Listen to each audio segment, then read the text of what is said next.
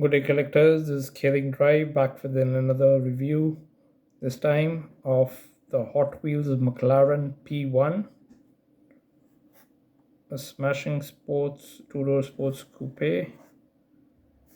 This comes under the Quarter Mile Heroes series. Interesting card art, but it's sort of merging with the blue background. So let's concentrate on the car itself. Let me uncard it and get back to you.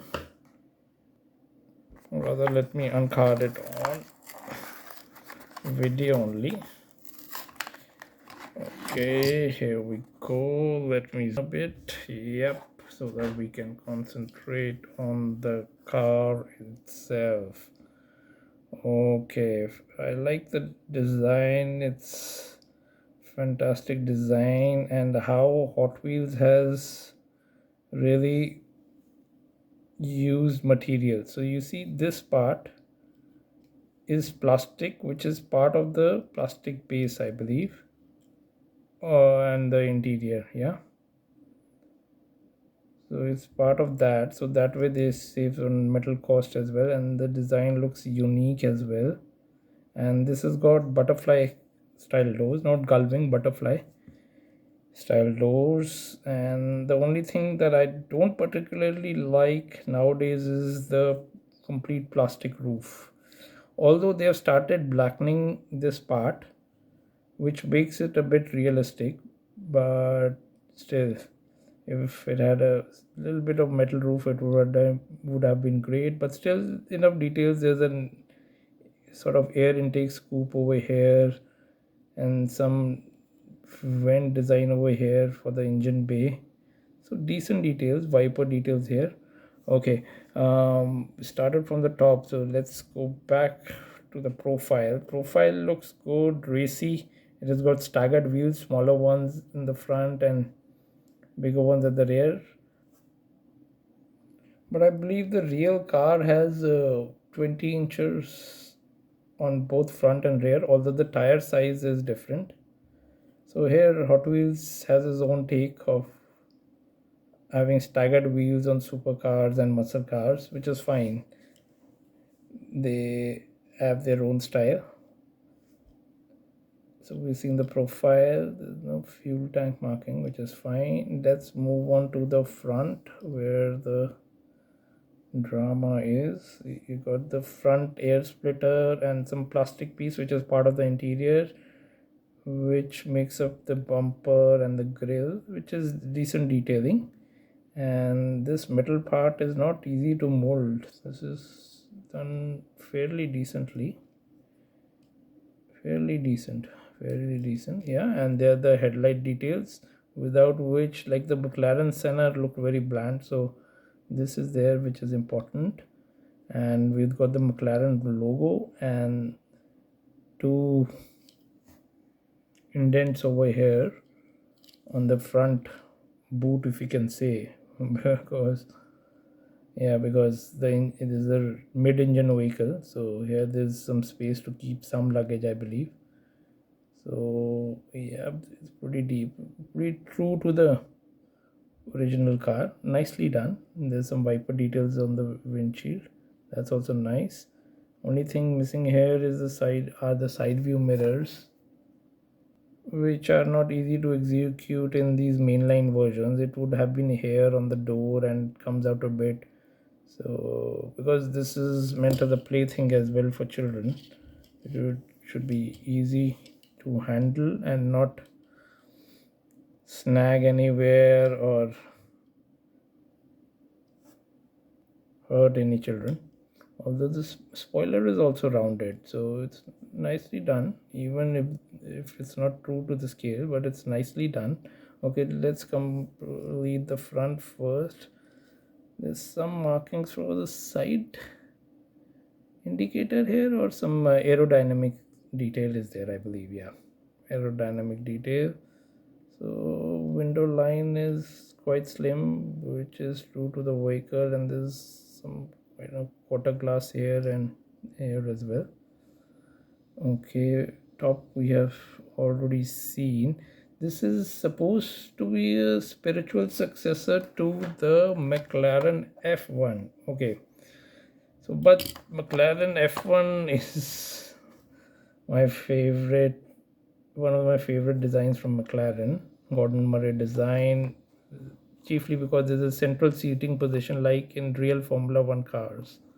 So I'll review this one as well. A nice racy red color as well, which suits most supercars. So this P1 is the spiritual successor to the F1, but I don't know. I like the F1 better. Though this one has some details which are derived from Formula One, like instant power assist boost feature and drag reduction system, which is a feature part of the rear wing. So this is a permanently extended rear wing, not like a retractable one like on the Bugatti Veyron and other supercars. This is permanently extended, but it adjusts to reduce drag at higher speeds. So that's a feature. This is a metal spoiler, which is again a good thing. I don't like plastic ones, and this can't deform as well. Nice detailing there. And moving on to the rear, okay, there are details for the LED tail lights, and the exhaust is there, and there's a rear splitter. Yeah, you can see for aerodynamics and all. So decent amount of details at the rear. I don't know. They couldn't have done much with this casting because it's a very difficult one to do, and I think this is the best job they've done, been able to do, and they've done it. So pretty decent casting, and this is actually was it first came out in 2015, I believe, and has been coming out in various colors: gray, orange, red, green, and aqua. I think there have been three. This is the third shade of blue, I think, aqua, and this particular one is called stellar blue pearl.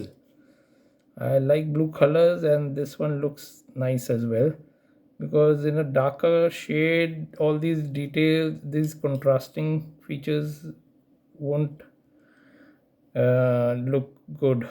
So in brighter colors only this casting will look better.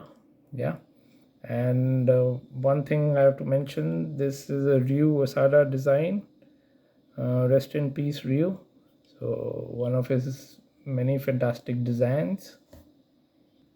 Just a couple of points about the real car. It's mid-engine rear-wheel drive, and this is all carbon fiber monocoque structure with some metal parts. And just have a look at the base. Malaysia McLaren P1, two rivets. So here you go. Here's the review of the McLaren P1, racy little car. And like before, I have for comparison the Corvette C6. Let's the Corvette shines with this color, but yeah, looks decent. Yeah, comparison. European supercars are usually a shade smaller, so that's fine. One thing I missed on is the wheel design. It's a exotic 10-spoke design, which is really nice. Variation of the regular 10-spoke, and this one looks really nice. I think no, this one also has that same wheel design but with chrome, but this one in blacked out version looks really cool. Yeah, black on black is the best combination. So here we go. Here's the review of the McLaren P1 by Hot Wheels. One little thing that I like to do is check out the weight of the car as well. How much metal it has. Metal from Mattel, 28.5, middling kind of weight, but it's a supercar. In real life also it's supposed to be lightweight. Yeah, so it's around 28.5, you can say. Yeah, 28.6. Yeah, so Let me know how you like the review. Like, share, and subscribe. I'll come up with more reviews, including that of the McLaren F1 soon. Okay, cheers from Scaling Drive. Diecast.